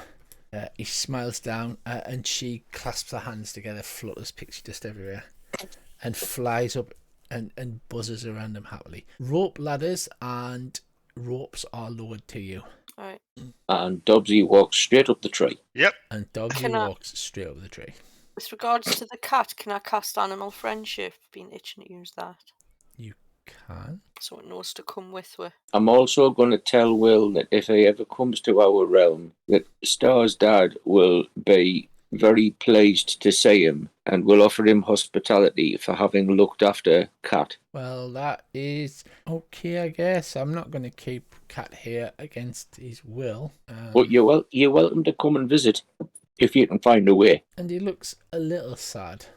So as you get inside, I'll give you the box text. The floor of the treehouse is covered with blankets, cushions and piles of straw. Hanging from the 6-foot-high ceiling by a rope is a basket that holds apples, berries, sugar cane and a few crumpled up sheets of parchment. In one corner, lying on a cushion, is a rusty oil can looking out of place. Heaped in another corner is a crude unicorn costume made of polka dot quilts and a wooden horse's head that has a wooden horn attached to it. Do you What? need that? There was something about a unicorn horn. I've got one. I'll pull my unicorn horn out. Squirt sounds rusty as he moves. Did we manage to find anything in that hold that could help Squirt Britwick? No, there was no oil. No oil, unfortunately. Wheezes, and if you imagine a rusty tone in his voice, he says, "Boggle oil, it has to be boggle oil."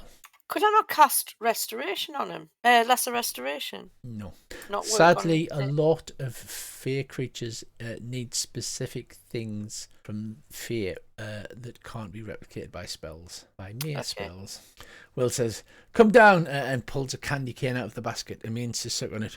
"Apple, anyone?" And all of the kids go, "Ugh." And he goes, "Candy," and they'll go, "Yeah," and he hands out candy. So are you holding out the little silver ball to Star? Yeah. Star runs over to you and rubs his head against your leg and as he bats the silver ball backwards and forwards. I'll stroke him and try and be his friend. Star is quite happy to be your friend. And I should also tell Snoodles not to eat him. Snoodles, you swear the crocodile is pouting. Oh, I'm not surprised. He does seem to want to eat. I think Star could probably take Snoodles, to be fair. I don't doubt it. That's the other reason I don't want him to try and eat him. Your cohorts are filling up quite quickly, Andy. Aye. Because you're the one that gives Star. Well, I guess it's only fair because I was the one that took the ball. It's true. We'll get rid of that. If you see that, Star is now in the combat tracker / party sheet. Right. Now you have to try and keep Star alive as well. Oh, joy. Yeah, and if we don't manage that, I am not telling his dad what happened. Good plan. Well, so you sit down, you perhaps partake in some fruit or some candy. Bella happily buzzes around Will. Ask Will if he knows anything about this magical enchanted lake thing. Yeah, and about the fact that when you approach it, you can't seem to get any closer. I do. Me and the gang, we go there quite a lot. The enchantment is it stops anything that's not a unicorn going to the lake. But it's pretty stupid, see? Because all you got to do is dress up like a unicorn and you can walk up to the lake. Can I borrow your unicorn off thing? You can. A deal is a deal. I will happily answer any of your questions that is in my knowledge to give. Well, Thank The size of the unicorn costume is sized for 4 small children. Perhaps 2 of you could fit inside it. No, I'm wearing the head all the time now. Richie, have I seen an actual unicorn? Could I change into a unicorn? You haven't seen an actual unicorn yet. Oh, right, okay. I don't think it's a beast. I think it's a celestial, so that means you can't change into it. It was worth a try. We need to find a way to sneak into Granny's, workshop. We're going to heist a picture of her, and we've got to get back a couple of things she stole from us. Oh, he says, I've got a great plan. I was working on a plan to free the kids from Granny Nightshade, and we're almost ready to take part in it. The plan is this. Bobby, Sloan and Zenna, he indicates the 3 kids. Bobby is the dwarf, Sloan is the sarky ginger-haired girl, Zenna is the quiet orcish child.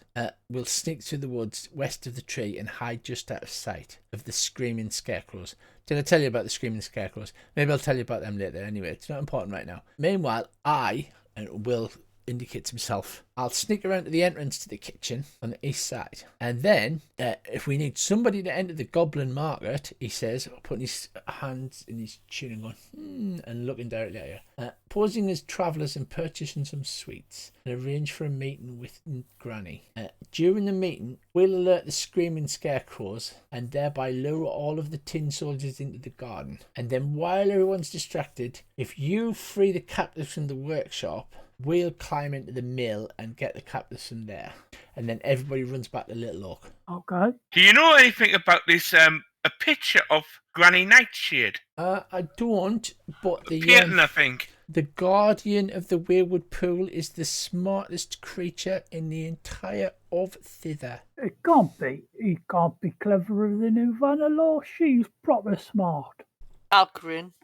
Is that the Guardian? Is that the one that you need to dress up as a unicorn to get to? Yes. I think we might be a good idea to pay a visit there first, because she might have some extra information for Well, us. it depends what you want to ask, doesn't it? What is it you wanted to ask? Well, one, where her painting of her is, and two, where our missing parts of our souls are. Oh, you ask boring stuff. I would ask, does she have any weaknesses we could exploit? See, now that's an intelligent question. Oh, we could do that as well. So, he says, sucks on his candy cane. Is there anything else that you need to know? I mean, if you all want to go to the pool, it's pretty stupid. I mean, you can even get there if you just tie a stick to your head. I was about a carrot. Carrot I might think work. we need a guide for Thither. At this, the squeaky oil can speaks up. I'm a guide. I can take people to the next realm, but I can barely move. I've used all of my oil. We'll carry you. Where would we get your oil from? I need boggle oil. No, Where from? Granny Nightshade's got some boggles. Well, easy. We'll just squeeze a couple of boggles. As That'd long be as it's very not boggle milk. Because grateful. I'm not milking a boggle. Well, I think the first things first is going to see the Guardian at the pool, and then heading towards Granny Nightshade to get the boggle oil. And then I suppose we could put Will. And Will frowns and says, "I rescue the kids." I was about to say, about to add, and then we can put Will's plan into action as well. And in doing such, proving that Will of the Feywild is the bestest of everybody. Well, Oh, that's right. we'll have to defer on that last bit for now. I am the Because- bestest. Well, if you were, you would have went off to save the fairy, wouldn't you? Instead of sending us. Yeah, but Mhm. there was a big crocodile. Yeah. Well, aren't we the bestest at being able to defeat that and Well, Big well- Red? We are both the bestest then.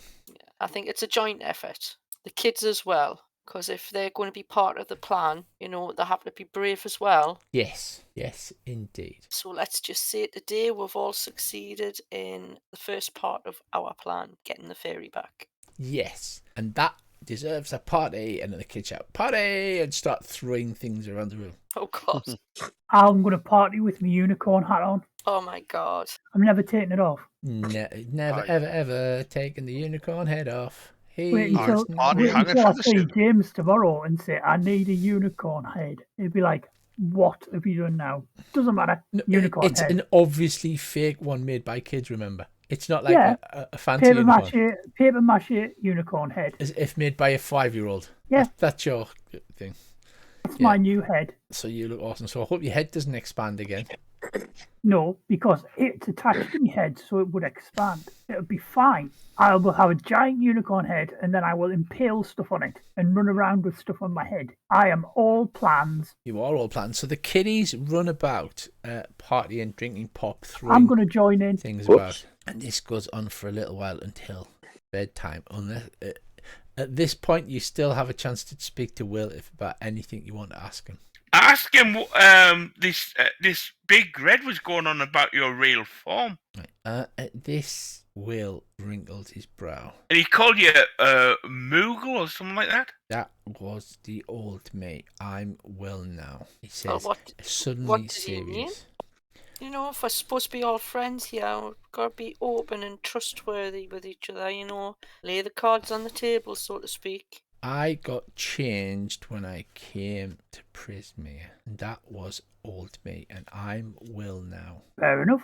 I'm going to play Pin the Tail on the donkey.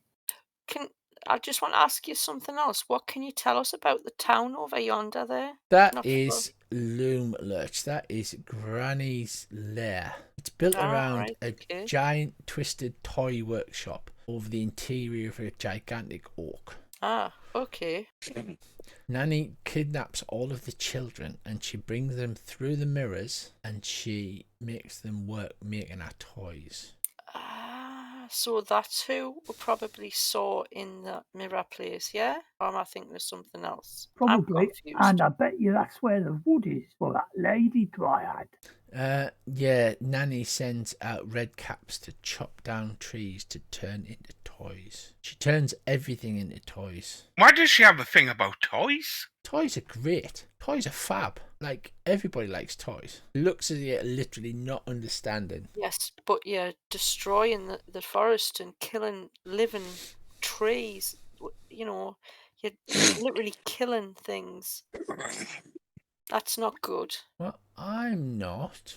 No, but it's not a good thing, so we really need to stop this. Well, I think we should rescue the kids because she is wicked. I think we should get rid of her full stop. I agree. Anyways, I think we should, like you say, celebrate our victory of today and get a good night's rest because tomorrow looks like we've got a lot to do.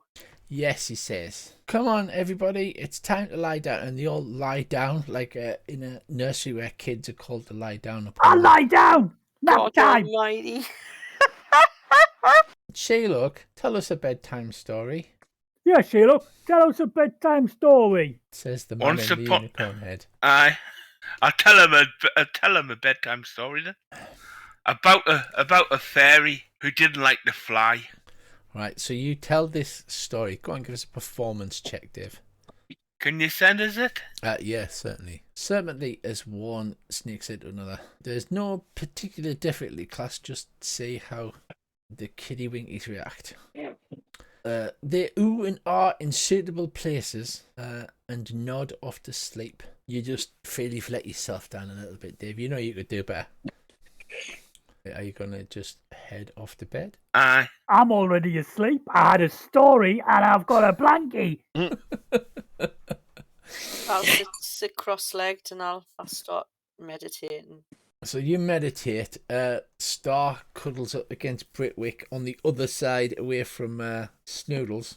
And you spend a pleasant night's sleep, safe within the bows of the Trent. And you awake fully refreshed in the morning. The kids are bouncing around like as if it was Christmas morning. Is that Oh, Barry I bounced around too. after a lovely long rest? It is, yes. Jolly good. I thought that's what you were going to say. Rest. Lovely long rest. Awesome. Party takes Fabulous. A lovely long rest. And Will says, right, if you're going to see the Guardian of the Pool, where should we meet you? Are you coming back here or are we going to meet you at Granny Nightshade's place? We'll come back here. Yeah. Because we can have another nippy nap. Naps are great, yawns the little dwarf lad as he rubs his eyes. I'm still tired. I suppose I'd better help them all with breakfast before we go.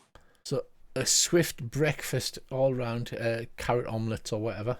And I must learn how to make a toffee apple carrot. a toffee carrot. Mm.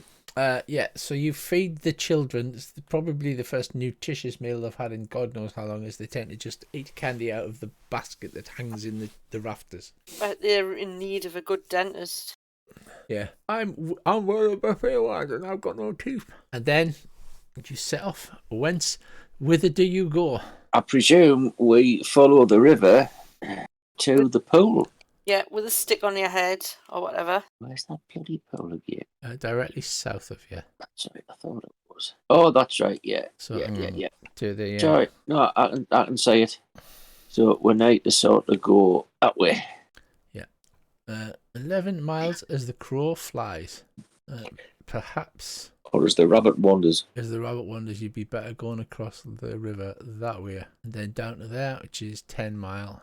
Crossing the river and heading along the stream to the west, you can just see the edge of the giant Wayward pool. Right. Well, I suppose we'll yump that extra mile to the edge of the pool, presuming that with sticks on our heads, or in my case a carrot, we'll look Yes. like unicorns. So, Britwick has a carrot. Nutmeg has an entire paper mache unicorn head. I have a carrot on my head as well. Okay. Strapped on. Dobbsy, what preparations are you taking care? Are you even there, Dobbsy? Actually, instead of a stick for me, I'll get a sheet of paper and you know how you make like a conical hat? Yes. I'll do that and attach a bit of string to either side and I'll use that. You look lovely. Bracey, are you there? Yep. What sort of preparations are you making for this clever, cunning unicorn disguise? I would sit on his head. I roll up a bit of paper and stick it to my forehead.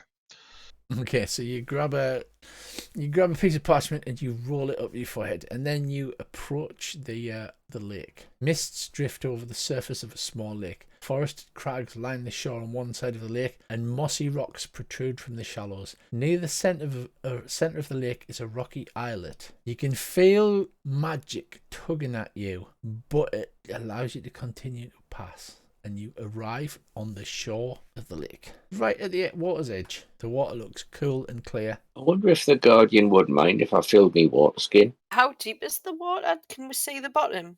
You can at the edge, but where it's darker, the pool in the centre, it's hard to say how dark it will be. I'll step in and try to swim across towards the island. Right, you step in and swim across, and the water feels cool and it tingles almost as if there's electricity crossing your skin. And it's easy to swim across, and you arrive in the centre island, but you feel refreshed. Oh, that was lovely, guys. That was lush. Like you've had a full night's sleep. Honestly, that is lush. It's the best bathe I've ever had.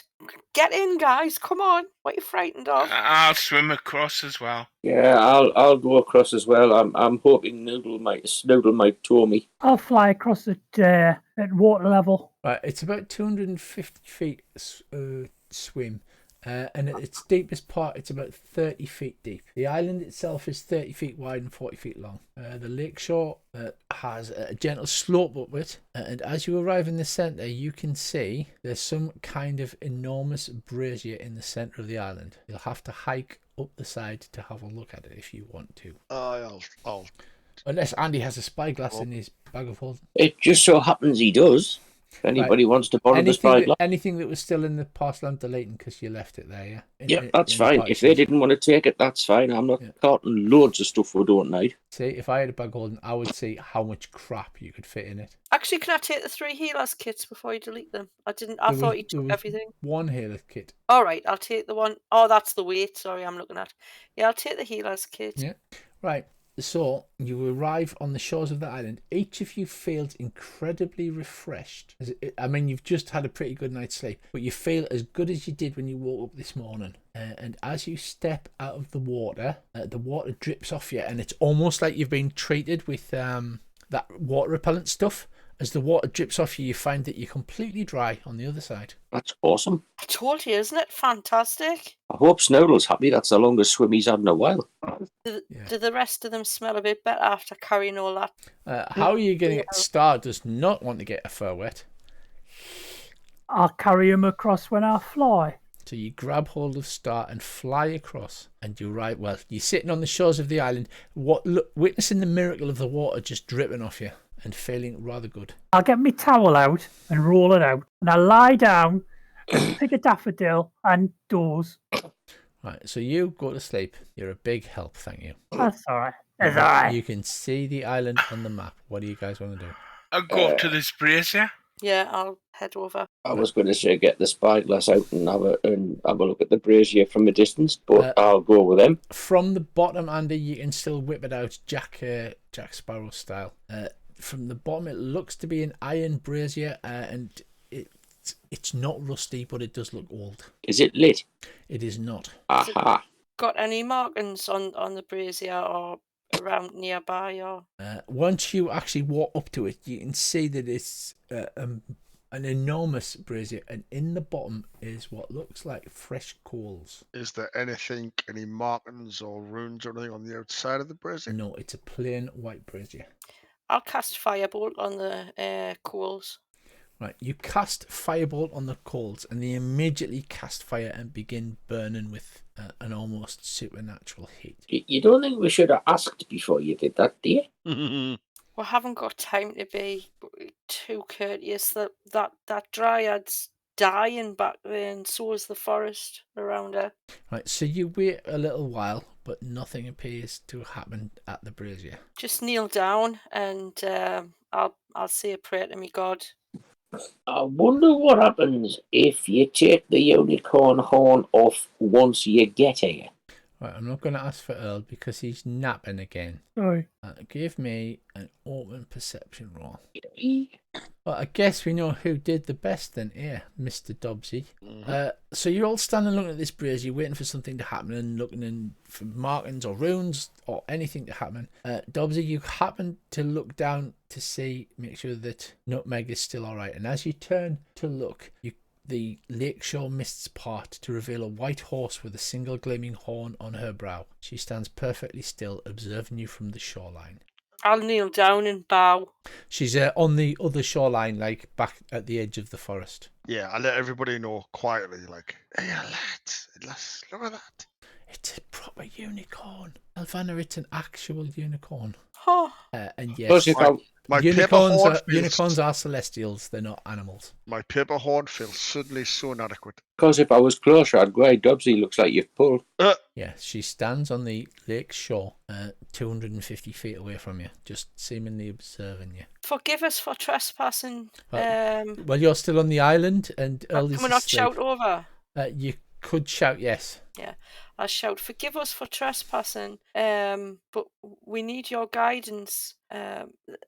A dryad and the forest over yonder is dying due to Ranny Nightshade's awful actions of cutting trees down to turn wood into toys.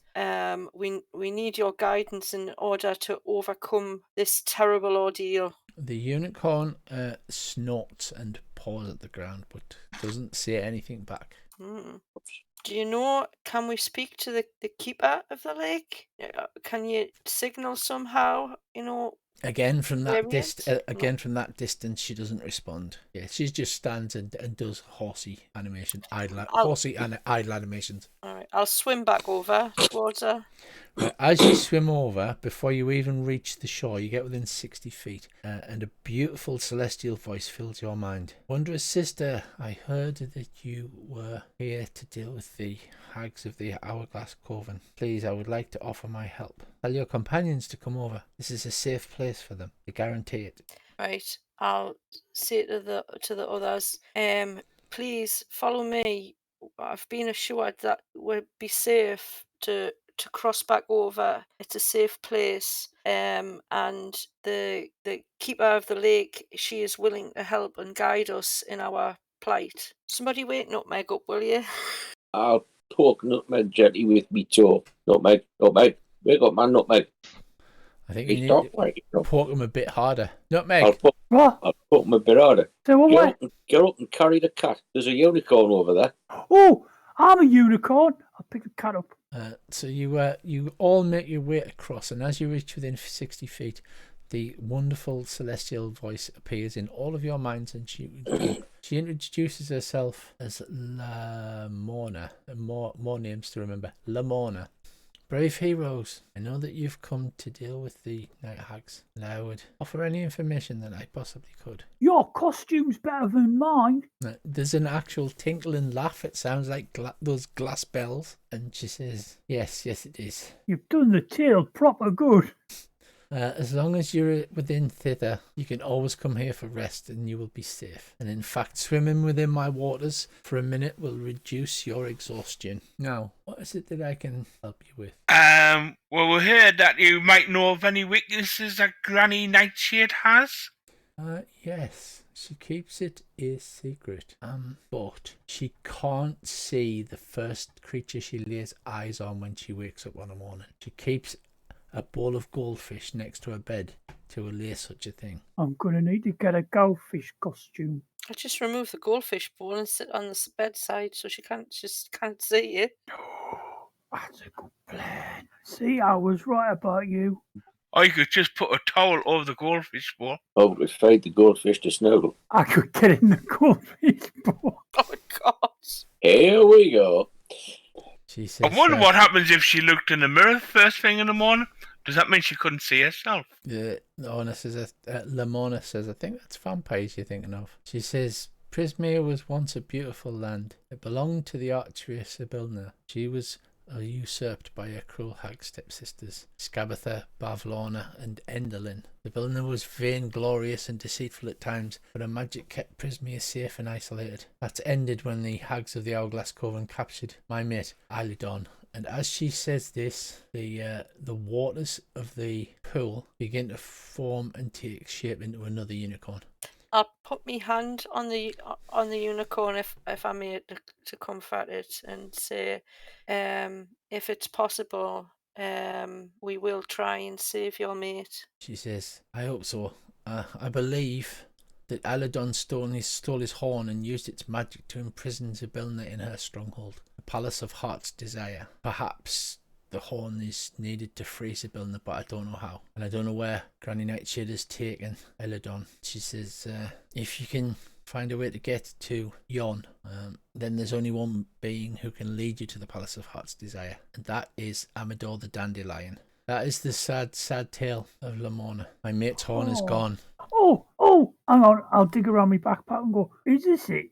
Right, you pull out the shimmering pearlescent horn, and Lamona lowers her magnificent head, and the tears begin to stream down her face. That's Iludon's horn. It does not mean that he's dead, and I have magics that may be able to restore his horn to his mightiness that he once was. So fear not. We will do our best to put things right and to restore Sibilna back as the ruler of these lands. It would need you to find her, and I believe Granny Nightshade still has the wicked beast. Is there any other information I can impart that might satisfy your curiosity?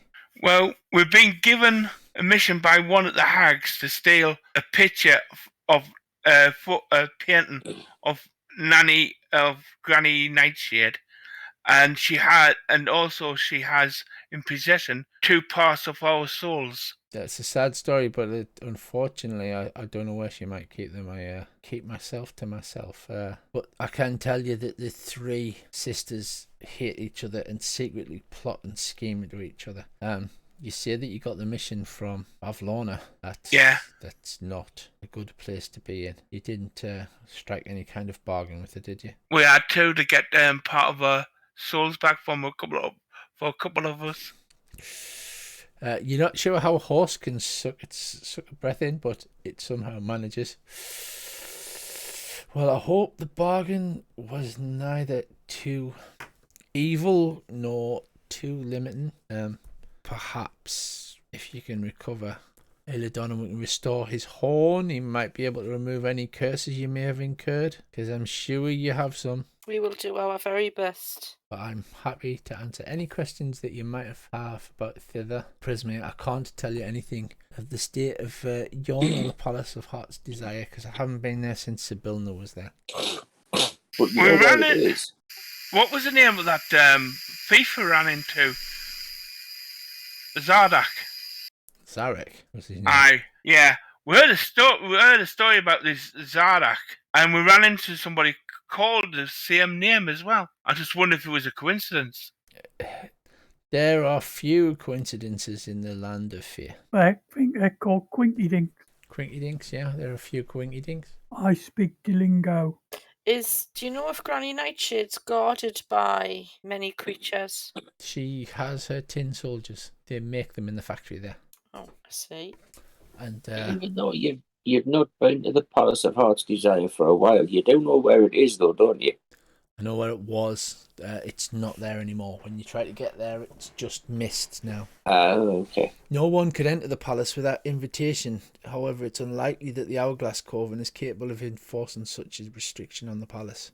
Anything else, or are you ready to part? Or is there any other questions? Anything you've learned or seen in Thither that you might need to ask about? Or the Palace of Heart's Desire, or? Yeah, there's a building lady. Is she? Do you know where she is? She was in the Palace of Heart's Desire. That's where her throne was. But one day the hags just took over, and nobody has seen her since. There was the royal causeway led directly to the Palace of Heart's Desire from all parts of the kingdom. You could walk up a magnificent marble road and walk straight there to seek audience with the Queen. And you remember the very first thing you arrived on was this great arch and causeway that had fallen to ruin and disuse. I'm going to request a roll. I am going to use... Where do we find? I'm totally in character. You totally are in character. What a bunch of bad intelligence checks. Britwick, the apparently the most intelligent. There's something nagging you perhaps at the back of your mind that have some signs of different creatures that maybe... Signs of different creatures. If you'd rolled better, I might have been more specific. But there's something nagging you. Perhaps you don't even remember now. It's been a few weeks. I should say that out loud as though I'm thinking. Oh, the missing bugbear. And tapping you. Tapping me teeth with the end of me paw. Yeah. I look round at the rest of them and go, this is bugging me. Why? Signs of creatures mean anything to you, what? Because it's nagging away at me, but I just kind of think. Say what? Signs of different creatures. I don't know what you're talking about. You're no bleeding use, are you? I'm going back to sleep. I asked the unicorn if there's been any, noticed any strange creatures in the lands that weren't before the hags won. There's that terrible creature, the Jabberwocky, lives in the Palace of Heart's Desire and frequently prowls the forest. Every time it tries to reach the pool, it's turned away by the magic. But if I were you, I would avoid it. If once it sets its fiery eyes upon its prey, it never gives up the hunt. I don't suppose anybody knows where we could find a Vorpal sword. The unicorn says, "Oh, snicker snack. That was in Zybilna's treasure the last time I saw it. But it's a bit big for you. It's a two-handed sword." I've got 2 hands. Well then, shall we depart, friends? Very well. Well, just one thing. You heard of the Witchlight Carnival? I think I may have heard of it in passing as some creatures have gone past. Well, have you heard anything about this blue-skinned girl who wears a pig mask?